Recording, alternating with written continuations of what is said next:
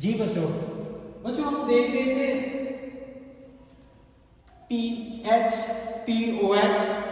हमने कैलकुलेट किया PH plus POH is equal to 14। बच्चों नेक्स्ट हम देखेंगे आयोनाइजेशन कांस्टेंट ऑफ एसिड जिसे हम कहते हैं Ka। बच्चों K है क्या चीज? K हमारे पास क्वांटिटेटिव मेजरमेंट है स्ट्रेंथ ऑफ एसिड की। Ka is the quantitative measurement of strength of acid कि हमारे पास कोई एसिड है वो स्ट्रॉन्ग एसिड है या वीक एसिड है, ये कैसे कैलकुलेट करेंगे? जो with the help of Ka। ये हमारे पास आयोनाइजेशन कांस्टेंट ऑफ एसिड है, मीन एसिड की जो आयोनाइजेशन होनी है उसका कांस्टेंट है कि कितना आयोनाइज होता है कितना नहीं होता, उससे हम कैलकुलेट करते हैं ये एसिड स्ट्रॉन्ग एसिड है या वीक एसिड है। बच्चों जब भी किसी एसिड या बेस को हम वाटर में ऐड करते हैं वो डिसोसिएट होता है, ब्रेक डाउन होता है, टूटता है। जब वो टूटता है तो कुछ सब्सटेंस जो होते हैं वो बहुत ज़्यादा डिसोसिएट होते हैं, H plus ion plus OH ion देते हैं। जो ज़्यादा देते हैं उसका मतलब उसमें concentration of H plus ion ज़्यादा है। जब concentration of H plus ion ज़्यादा है उसका मतलब वो स्ट्रॉन्ग एसिड है। और अगर उनकी डिसोसिएशन पावर वीक है तो उसका मतलब वो हमारे पास वीक एसिड है। तो पानी में डिजॉल्व होने की जो सलाहियत है उनकी वो कम है। उसके बाद हम देखेंगे भी कि कौन सी एसिड की जो डिसोसिएशन पावर है वो कितने परसेंट है। डिफरेंट एसिड्स की डिफरेंट होती है। वीक एसिड की नॉर्मली बहुत कम होती है, स्ट्रॉन्ग एसिड की नियरली इक्वल टू 100% होती है। तो जो अगर हमने कैलकुलेट करना है, मीन हम चाहते हैं कि मेजरमेंट ऑफ पीएच जो कैलकुलेट करने का कोई मैथमेटिकल फॉर्मूला हमारे पास होना चाहिए। बच्चों इसी को करने के लिए हम क्या करते हैं, किसी एसिड को पानी में हल किया, हल होने से वो आयंस में ब्रेक डाउन होगा। Ha जो एसिड है अपना हाइड्रोजन आयन देगा अकॉर्डिंग टू आर्हीनियस और लॉरेंट्ज़ कंसेप्ट। जो प्रोटॉन डोनेट करता है ये प्रोटॉन डोनेट करेगा आर्हीनियस कंसेप्ट के मुताबिक। ये एसिड है, ये प्रोटॉन कबूल कर रहा है, ये हमारे पास बेस होगी। ये लॉरेंट्ज़ कंसेप्ट है। जो इक्वल सॉल्यूशन में H प्लस आयन दे वो एसिड होता है, जो OH आयन दे वो हमारे पास बेस होती है अकॉर्डिंग टू आर्हीनियस कंसेप्ट। ये हमारे पास H प्लस आयन दे रहा है, जब H प्लस आयन दे रहा है H3O पॉजिटिव प्लस एक नेगेटिव आयन होते हैं। जो अगर हम इसकी Kc की वैल्यू को निकालें, प्रोडक्ट की कंसंट्रेशन और रिएक्टेंट की कंसंट्रेशन, जब ये रिएक्टेंट की कंसंट्रेशन है H3O positive A negative over H half acid की कंसंट्रेशन मल्टीप्लाई बाय वाटर की कंसंट्रेशन। बच्चों जब ये सिस्टम इक्विलिब्रियम में जाता है तो जो वाटर की क्वांटिटी होती है वो बिल्कुल तकरीबन अप्रोक्सीमेटली इक्वल उतनी ही होती है जितनी हमने इनिशियल लेते हैं, क्योंकि हम वाटर को एक्सेस मकदार में इस्तेमाल करते हैं, लार्ज क्वांटिटी में इस्तेमाल करते हैं। तो कंसंट्रेशन ऑफ वाटर को जब Kc के साथ मल्टीप्लाई करते हैं तो हमने एक फॉर्मूला पढ़ा था Kc multiply by water is equal to K जो वाटर था जस्ट, तो वाटर के लिए हम K कर रहे हैं। अब इसको ऐड किस में कर रहे हैं, एसिड में कर रहे हैं। जब हम Kc को वाटर के साथ मल्टीप्लाई करते हैं लेकिन वो एसिड साथ मौजूद हो तो अब Kw नहीं कहेंगे बल्कि उसे Ka कहेंगे। वो क्या है, आयोनाइजेशन कांस्टेंट फॉर एसिड। जब Ka इज इक्वल टू, अब यहाँ पे वाटर की कंसंट्रेशन जब मल्टीप्लाई होगी H3O पॉजिटिव की concentration A negative concentration and हमारे पास कंसंट्रेशन ऑफ वाटर। इस फार्मूले से हम क्या कर सकते हैं, ये हमारे पास Ka की वैल्यू को कैलकुलेट कर सकते हैं। बच्चों इसकी एप्लीकेशन क्या है, इससे हम किसी भी एसिड के किसी भी एसिड की स्ट्रेंथ का पता चल जाएगा कि उसमें हाइड्रोजन आयन या हाइड्रोक्साइड आयन की कंसंट्रेशन जो है वो कितनी है। उसके बाद बच्चों एट इक्विलिब्रियम पोजीशन पे अगर हमें किसी भी एसिड का Ka की वैल्यू और जितनी कंसंट्रेशन में हम एसिड ऐड कर रहे हैं वो पता हो तो हमें ये पता चल जाएगा कि H प्लस आयन की कंसंट्रेशन कितनी है और जो एसिड का नेगेटिव आयन बनेगा उसकी कंसंट्रेशन कितनी है।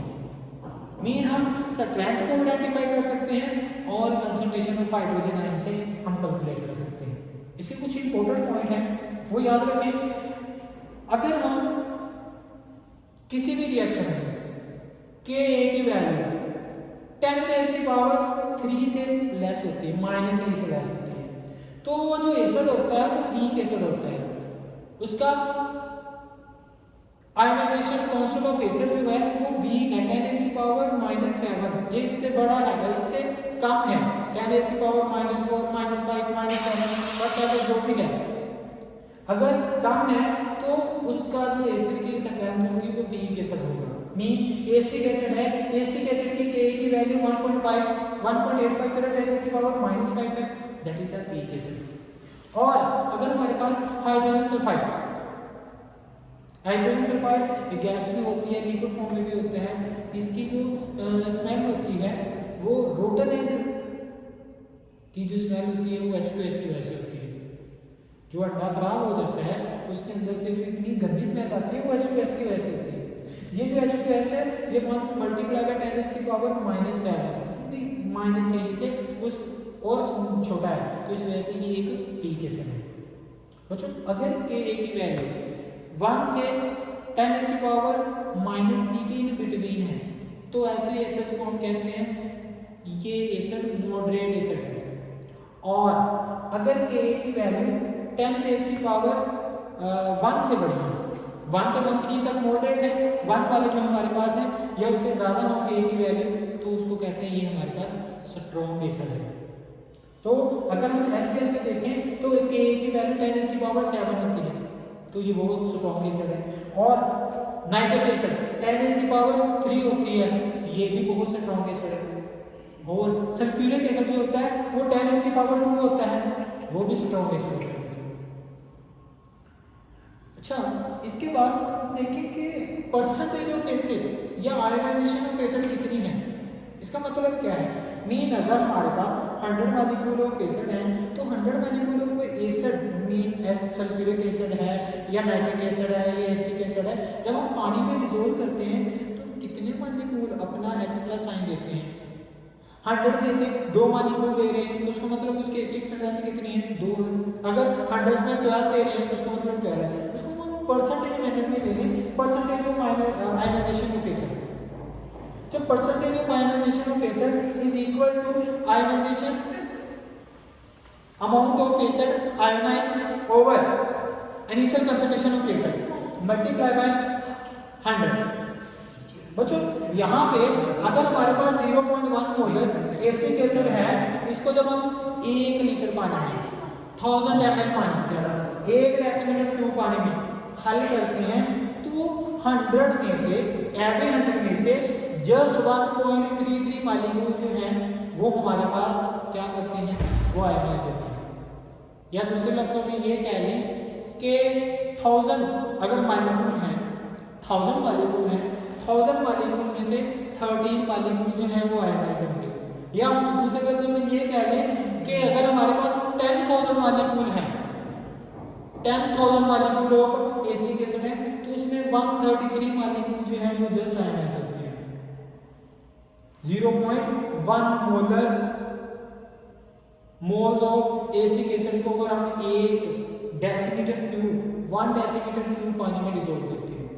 बच्चों अगर हम इसी कंसंट्रेशन को जरा और कर लें 0.001 मोलर ने मोल्स ने ऑफ एसिटिक एसिड, इसको पानी में हल करें तो क्या होगा, तो हर 100 में से 12.1 मॉलिक्यूल जो हैं ये हमारे पास आयनाइज होंगे।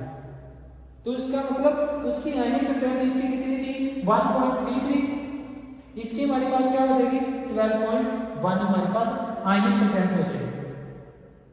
बच्चों ये सेम बिल्कुल ऐसे ही हमारे पास दूसरा है आयनाइजेशन कांस्टेंट फॉर बेस। जो बेसिस क्या है कि बेस की स्ट्रेंथ को आइडेंटिफाई करना, कौन सी बेस स्ट्रॉन्ग है कौन सी बेस वीक है, उसको कैलकुलेट करने के लिए हम यूज करते हैं ionization constant for base Kb। Acid के लिए Ka, बेसिस के लिए Kb होगा। फॉर एग्जांपल हमारे पास कार्बोनेट है, कार्बोनेट में पानी में हल करते हैं, जो वो पानी से क्या देगा, प्रोटॉन कबूल करेगा, जो एक्सेप्ट करेगा तो B act as a base, जो हमारे पास कार्बोनेट है वो H प्लस आयन को रिसीव करेगा, रिसीव करने के बाद HCO3 नेगेटिव में बाइकार्बोनेट बना देगा प्लस हाइड्रोक्सिल आयन की कंसंट्रेशन। अब ये जो है हाइड्रोक्सिल आयन की कंसंट्रेशन जो है बच्चों ये हमें क्या बताएगी, ये हमें बताएगी कि ये किसी एसिडिक किसी सॉल्यूशन में हाइड्रोक्सिल आयन को प्रोवाइड कर रहा है। तो ये प्रोटॉन दे रहा है तो ये हमारे पास एसिड भी है। एक डेफिनेशन के मुताबिक कि ये एसिड भी है, दूसरी डेफिनेशन के मुताबिक बेस भी है। For example according to Lowry Bronsted, according to Lowry Bronsted ये अपना प्रोटॉन देता है वाटर तो ये एसिड है, लेकिन ये हाइड्रोक्सिल आयन भी दे रहा है आरईएनएस के कंसेप्ट के अकॉर्डिंग, जो क्या करेगा वो वाटर में दे, वाटर इटसेल्फ दे रहा है ना, यानी कि वो हाइड्रोक्सिल आयन दे रहा है, मेन वो वाटर में हाइड्रोक्सिल आयन दो तो उसको हम बेस कहते हैं, वाटर खुद हाइड्रोक्सिल आयन दे रहा है। तो जो इसी तरह ये हमारे पास बी एक्ट एज बेस करेगा क्योंकि ये प्रोटॉन को रिसीव कर रहा है अकॉर्डिंग टू लॉरी ब्रोंस्टेड। ये NH3 अमोनिया है, वाटर में ऐड करते हैं, वाटर से प्रोटॉन रिसीव करेगा, जब रिसीव करेगा इस पे ammonium positive OH negative ammonium hydroxide बनेगा। बच्चों ये जो अमोनियम हाइड्रोक्साइड है ये एग्जांपल है बेसिस का। अगर हम इसी तरह के एक एग्जांपल बेस है उसको वाटर में हल करें तो वाटर में हल करने से वो बेस का हाइड्रोक्साइड आयन हाइड्रोजन आयन के साथ तो कैटायन बनाएगा प्लस हमारे पास हाइड्रोक्साइड आयन पे नेगेटिव चार्ज है, हाइड्रोक्साइड पे नेगेटिव चार्ज है। इसकी केसी की वैल्यू कैलकुलेट करें, concentration of product over concentration of reactant, तो हमारे पास अब वाटर उधर मल्टीप्लाई होगा केसी, वाटर के केस में हमने KW कहा, एसिड के केस में हमने KA कहा, बेस के केस में हम क्या कहेंगे KB कह देते हैं। बच्चों ये करते क्यों हैं, इसकी वजह क्यों लेते हैं, क्योंकि बच्चों जो KA और KB की वैल्यू है ये बहुत ही छोटी होती है, बहुत ही स्मॉल होती है, तो उसको हम लेने के लिए हम उसका अल्टरनेट इस्तेमाल करते हैं, हम उसका नेगेटिव वे इस्तेमाल करते हैं जिसको हम कहते हैं हमारे पास ये कि इसको नेगेटिव लोग लेंगे तो इसी वजह से उसकी वैल्यू को होल नंबर में कन्वर्ट करने के लिए सिंपल ये काम करते हैं। इसी कंसेप्ट के मुताबिक यहाँ पे हमारे पास वाटर के साथ मल्टीप्लाई हो गया तो KB, इस वैल्यू से हम क्या कर सकते हैं, स्ट्रेंथ कैलकुलेट कर सकते हैं and concentration of hydroxide ions की कंसंट्रेशन भी आइडेंटिफाई कर सकते हैं। बच्चों यहाँ पे देखें कि कौन सा स्ट्रॉन्ग है या कौन सा वीक है। अमोनियम हाइड्रोक्साइड को जब हम करेंगे Kb की वैल्यू 10⁻⁵ आती है, वही जो एसिड वाला है, अगर 10⁻³ से कम आ रही है तो वीक एसिड, Kb की वैल्यू 10⁻³ से कम आ रही है तो वीक बेस, 1 से 3 के दरमियान आ रही है तो मॉडरेट बेस, अगर 1 से बड़ी Kb की वैल्यू आ रही है तो वो स्ट्रॉन्ग बेस, स्ट्रॉन्ग बेस। जो अमोनियम की वैल्यू, अमोनियम हाइड्रोक्साइड को ब्रेक करेंगे ammonium ion NH positive ion plus hydroxide ion में तो हमारे पास 1.81 आती है, तो ये एक वीक बेस है। और अगर हम sodium hydroxide king of base को क्या करेंगे, वाटर में डिसॉल्व करेंगे तो इसकी Kb की वैल्यू बहुत लार्ज होती है, तो इस तरह ये जो बेस है ये भी बहुत स्ट्रॉन्ग बेस है। उसके बाद बच्चों अगर हम इनको ये 10 की पावर वाली वैल्यूज हैं, हमारे पास कोई ऐसा तरीका हो कि ये एक होल नंबर में कन्वर्ट हो जाए जिसको हमें अंडरस्टैंड करना आसान हो जाए, क्योंकि जो पावर की 10 की पावर में वैल्यूज आएंगे उनको हमें अंडरस्टैंड करना ज़रा रिलेटिवली मुश्किल